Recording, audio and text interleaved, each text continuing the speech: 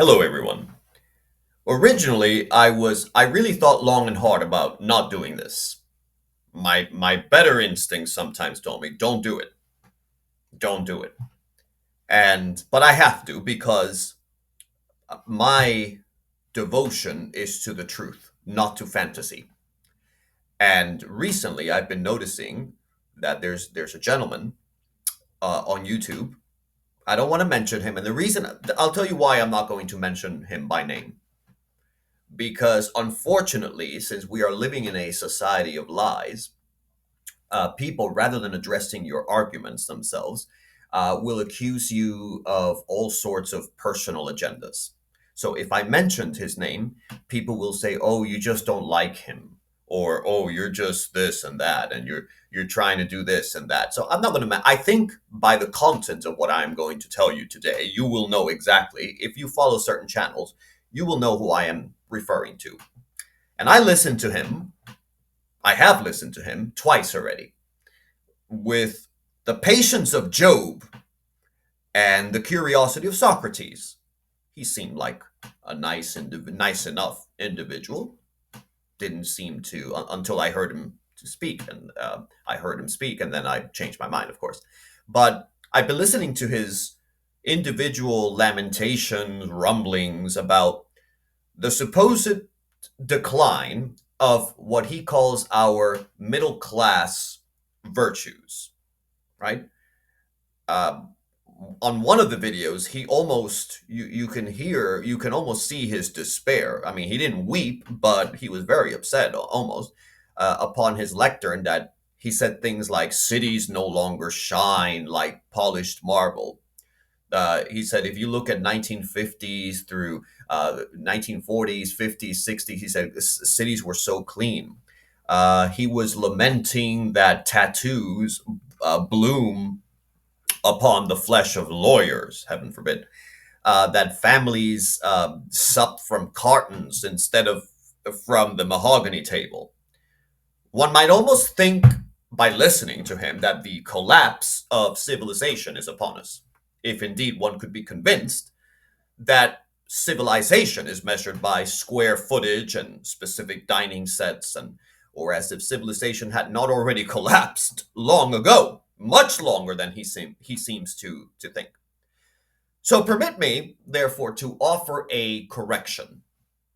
The middle class virtues, so beloved by him, were never the eternal pillars of order. They were but the gaudy drapery hung upon a house already unsteady.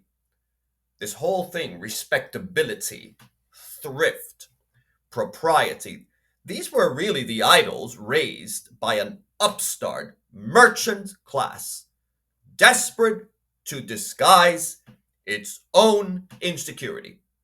I was reminded recently of when I was thinking about this, what the Emperor Napoleon once said about the English. He said the English are a nation of shopkeepers. And he didn't mean it as a compliment, because it's not a compliment. It should never be interpreted as a compliment. Being a shopkeeper is nothing to be proud of. And in a sense, for a long time here in America, given that we are the descendants of the English, although increasingly not so much, but I mean originally, we do come from the English, it was the same to an even more exaggerated degree. Everything we do here in America is always much more exaggerated than our ancestors, of course. And they mistook polish for greatness, and etiquette and mannerisms for substance. But we have to speak frankly.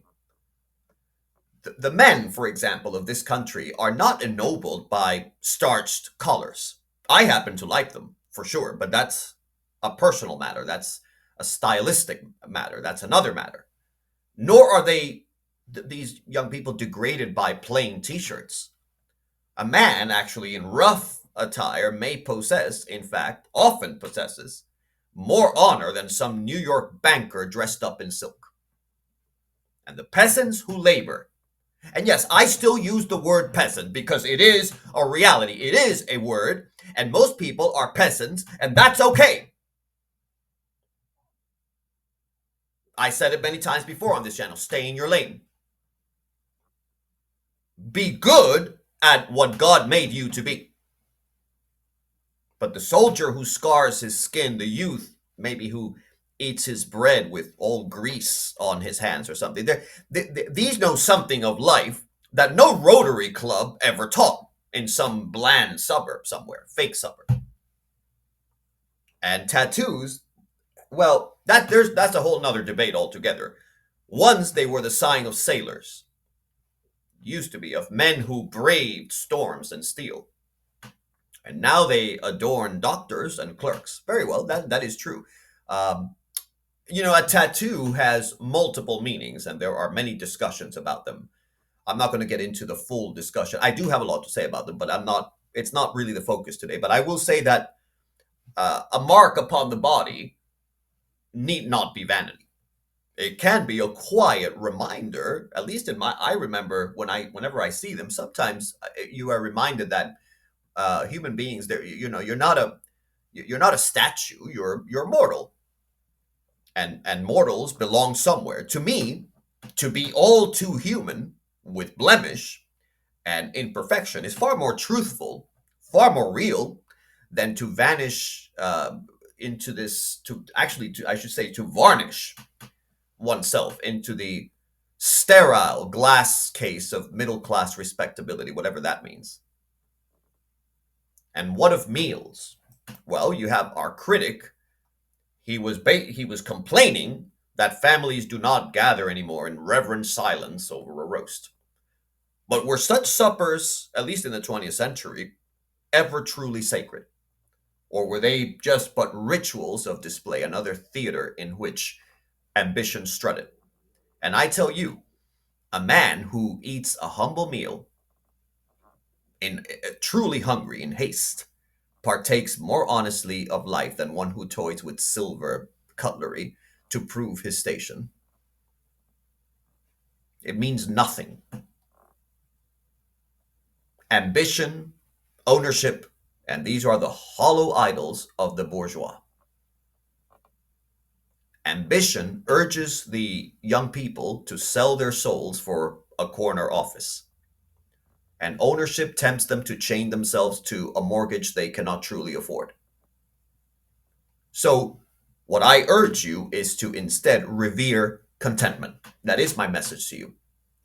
The serenity of the man who lives simply, who wears what he has, who eats what lies before him, what he can get, who scorns this frantic chase of achievement. If you sat down, I want you to all sit down for a moment, analyze all your monthly or weekly, I don't know how you organize them, all your monthly expenditures. The Europeans, they have a lot of problems, but they can teach Americans a thing or two about that. You don't see people in Germany, for example, wasting money on most things, on subscriptions, on things like that. Americans do it all the time. But take a look at how much money you're spending on Uber Eats and all the nonsense. Because you'd rather have restaurant made food for some reason than preparing a simple bowl of lentils that cost you less than $1 per day. And what can we say of leisure? Leisure, some people might pronounce it. And we are told that to wander in idleness is vulgar. The middle class say that, or those who aspire to be. He was saying that only gardening, golf, or learning the violin, I think he said. I know he mentioned golf, I believe it was. Learning the violin or whatever can elevate the spirit. And I say otherwise. The spirit is elevated not by respectability, but by truth. Truth. If a youth finds his rest in song, in spectacle, or in the humbler pursuits, let him. That is what he is. It's far better to be at ease than to exhaust oneself proving refinement to neighbors who scarcely care. I don't know if you're all familiar with the famous fairy tale, the German fairy tale, Rumpelstiltskin. Do you all remember the scene where she finally finds his hiding place and you see all the local peasants dancing around the fire, drinking beer or ale? And they were happy. much, much happier than any peasant today striving to be something that they are not. I would rather see a country that is real to the truth and based on hierarchy, where everyone stays in their lane and is happy in their lane because that is what God decreed them to be, than this culture of striving to be something that you can increasingly, of course, will not ever attain. Do you see, gentlemen, the deeper pattern that I'm referring to? You see, the middle class made a creed out of appearances. They clothed mediocrity in satin and they called it success. But appearances perish, the satin rots, and what endures is not polish but strength. It's not gentility but fidelity. Do you all know that word, fidelity? That's what we have lost in our society. Fidelity, fidelity. Not ownership, but belonging. And if there's one positive thing to be said about many young people today, is that they no longer, or increasingly, they no longer are bowing to the idols of the bourgeois drawing room.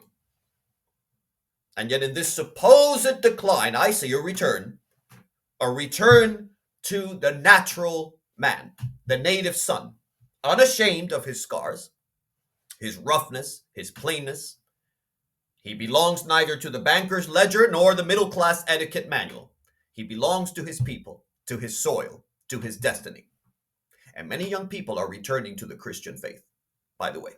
And there has been a recent noticeable increase in the number of young people turning to blood and soil as well. And therefore, I propose not despair. My belief system is based on hope. It is based on God's truths. And I propose a creed, in this case, it's not a Christian creed necessarily, but it is based on Christian teaching, a creed for you, the young people of this nation watching this. Number one, that you shall scorn the hollow idols of ambition and respectability. Respectability understood to be what the middle classes in the West, especially in America, consider to be respectable. That you shall prize honesty of life over polish of manners. That you shall wear what you will, eat where you can, and stay in your lane, and never bow your head to the sneer of the successful, so-called, that is. I don't call them successful, they're not.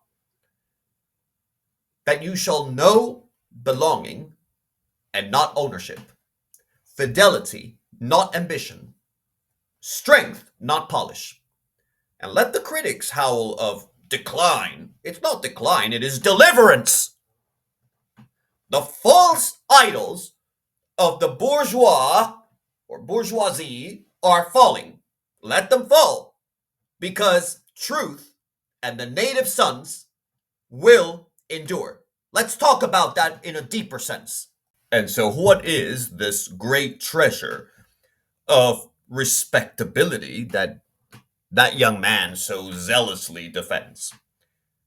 To polish one's shoes until they gleam like the false promises of representative democracy. Democracy. No comment. Or is it to measure one's worth by property deeds and mortgage rates?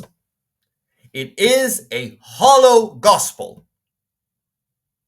It is a creed of receipts and etiquette manuals, and it is sold to the young people as though salvation itself lay in clean this and polishing. There's this big thing now in America for the past 40 years. I think people spend thousands to whiten their teeth. I've said it many times. You don't need to whiten your teeth. You need to keep them clean for sure, but there's no reason for spending so much on cosmetics. The true liberated man, the true son of the soil, knows better. He knows that ambition that is chained to property is merely a gilded form of slavery. The man who counts his worth in square footage is already smaller than his own house. Have you not witnessed how these type of men become timid?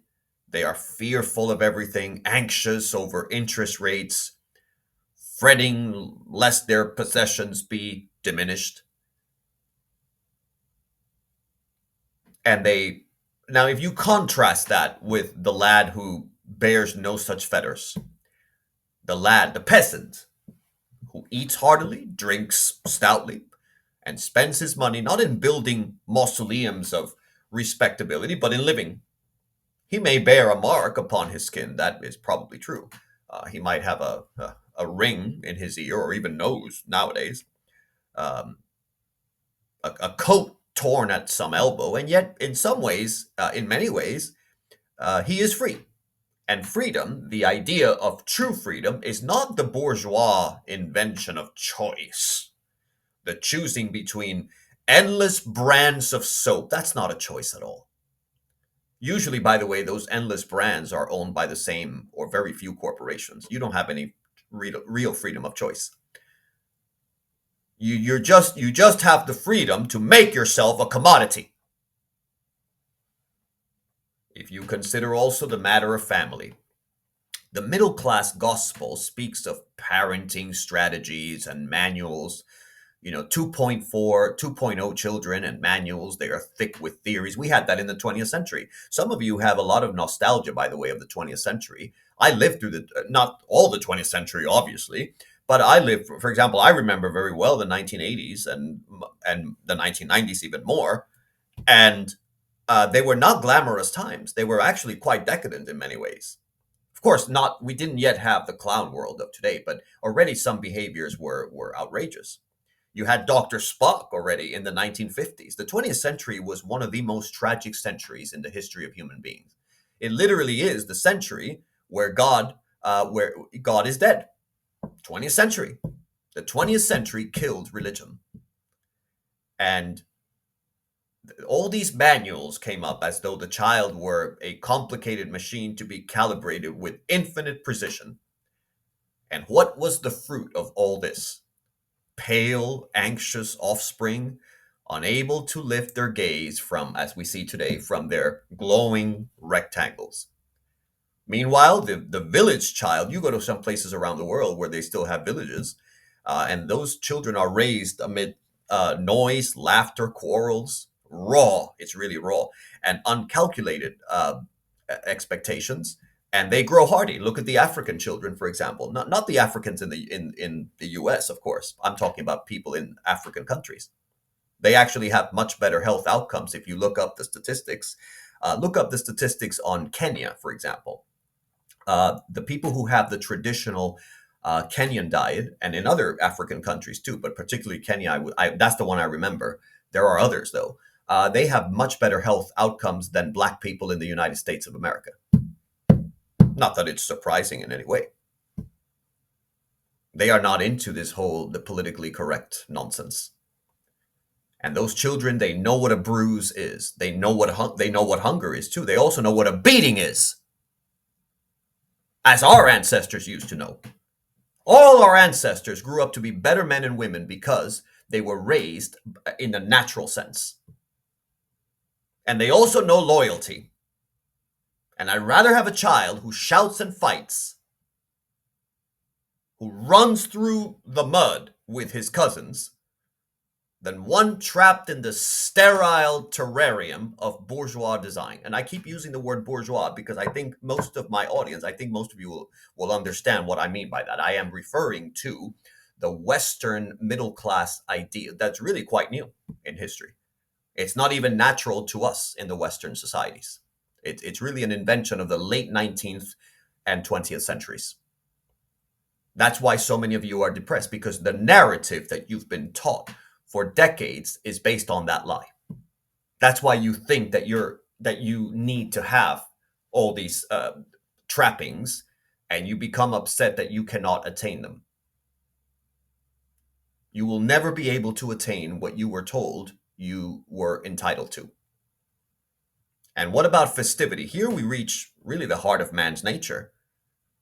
The man I'm referring to, the YouTuber, he would frown upon loudness or songs sung out of tune, but with maybe with full lungs.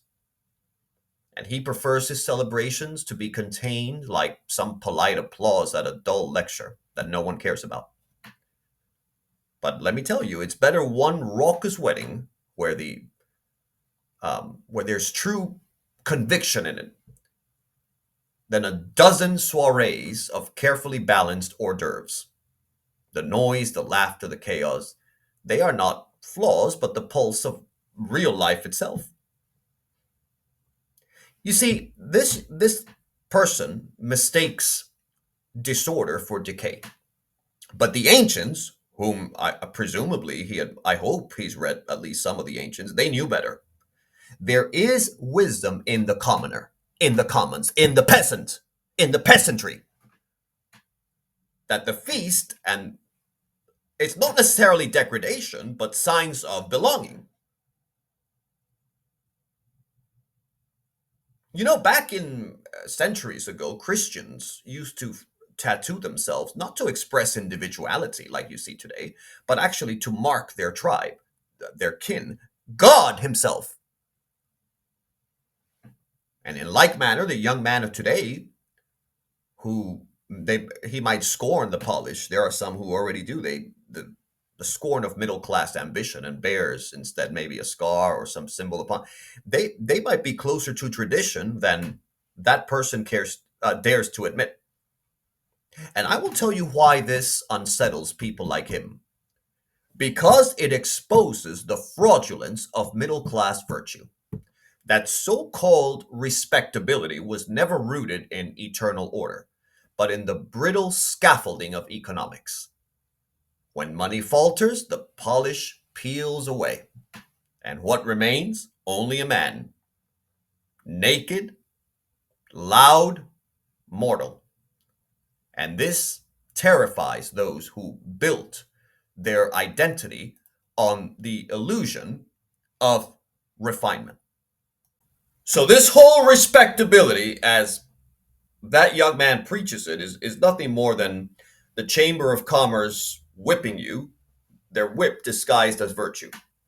It commands you to aspire, to climb, to polish endlessly, as though life were an interview with eternity. But ask yourselves the question, who among you wishes to live forever in an interview? Shall the measure of your personhood be the smoothness of your speech, the starch of your shirt, the luster of your shoes? I mean, if so, then your humanity is a mirror, forever desperate to reflect what others expect of you. So let me tell you plainly, ambition as is conceived by the middle class is slavery. If you mortgage your soul for property, for standing, for applause, you have already bowed your neck to mammon. And ownership is nothing but a gilded shackle. One need only glance. Look at the suburban householders. Their eyes are hollow, their voices are weary, their children hate them. Most of them will die alone without without any assistance from their family if they have children. They are forever in terror of bills, repairs, and taxes to see, and they realize that deep down they know they do not own their own home. His home owns him, and in many cases, his wife owns him as well, because there is no manly authority anymore. And so that's what you get. Men surrendered their authority and gave themselves up. And meanwhile, you have the young people today, they are more unburdened by those illusions and they walk freer. Yes, their pockets are definitely lighter, but their step is heavy with life. There was a recent study now that Gen Z are spending more on travels. They spend, they drink, they mark their skin. Um, they do not have the same ambitions because they are actually closer to the truth. They've realized what has happened. But if you are honest with yourselves, which of these is closer to the order of our ancestors? Is it the anxious homeowner poring over interest rates? Or is it the sloppy lad who sings with his comrades until dawn in some kind of peasant party. You see, the middle class, like this young man, he aspires, at least from his speeches.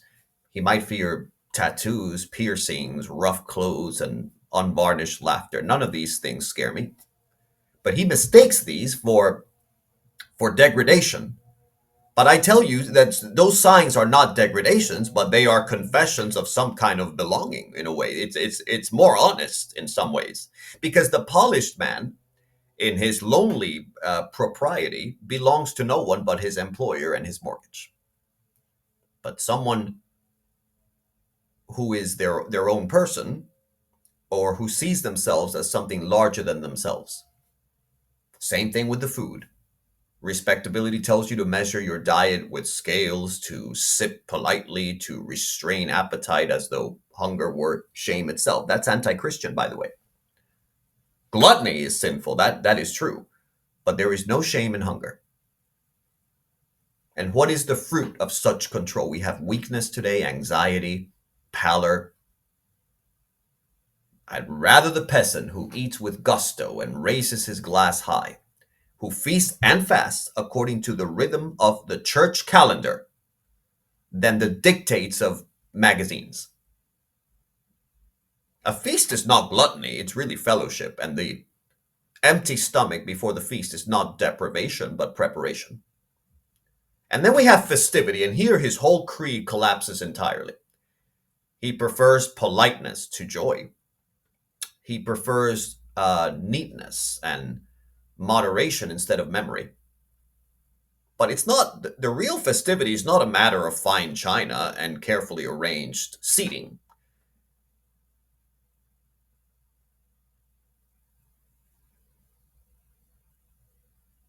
And what about the children?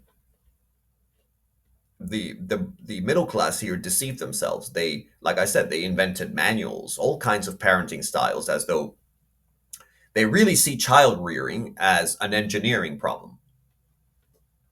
But a child raised like a lab rat will grow anxious, feeble, uncertain. Like I said, it's better the child raised among quarrels and cousins and who learns loyalty by fighting and sharing bread when he has to. And he learns that life is not neat, but it is real. And reality is better than neatness. And the village knew this. The peasant knew this. He did not vote for kings, nor did the peasant ever consider selecting his own God. God was God, and he received the sacraments. And in receiving them, he was free. Free from the crushing anxiety of self-creation, free from the absurd burden of inventing himself anew each season. He lived, he worked, he celebrated, and he died. Not as an atom in a marketplace, but as a stone in a wall, firm and necessary. If you've ever traveled to other countries, you will notice this. Other countries, you meet someone 10 years ago and they still do the same things decades later. They're still in the same place. They don't have the American anxiety to constantly reinvent themselves. America every decade reinvents itself. Considers, for example, now recently, for the past 40, 50 years, people were saying, oh, this is a nation of immigrants. That's not how the founding fathers saw it at all, because it's not. It was a nation of settlers, yes, but not this whole notion of that's a 20th, late 19th century, early 20th century thing. Certainly not what the American settlers viewed it as. Certainly not. And America always reinvents itself. And that's why it's really become a fake society. It's not grounded, it's not rooted in anything eternal. And that's why the modern young people, they are rejecting polish. They are because we are, you see, you cannot lie to God. We are going back to nature. They are rejecting ambition and ownership, and they are nearer to the truth than the anxious middle class predecessor of the 20th century. They don't bow to respectability's cane. They have other serious problems, though. I won't get into it today, but they do have other issues to deal with. But the soul that does not bow to anything higher is already broken. So I don't mourn the decline of middle class virtue. I don't see it as virtue at all. I celebrate it because the hollow idol is crumbling, and in its ruin, something older, ruder, truer is rising. So he can polish his collar all he wants, he can balance his finance accounts. And meanwhile, the native sons of the earth will eventually will sing, will feast, fight, and bear the marks of their belonging. Because in their disorder is the seed of order, an order that will be higher, sterner, and truer than any suburban dream. And so I say to you to I'm gonna finish up because we have other things to do. You need to abandon the weary idol of ambition and scorn the false salvation of things like possessions. Give yourself up to the church and refuse the shallow promise of democracy. And you feast without shame, mark yourself without fear, raise your voice without apology. You are not here, God didn't put you on this earth to be respectable. You are here to belong to your brothers, to your people, to your destiny, to be what God made you to be. And that is the creed of life itself. I hope this has helped put things for you in perspective. Thank you all.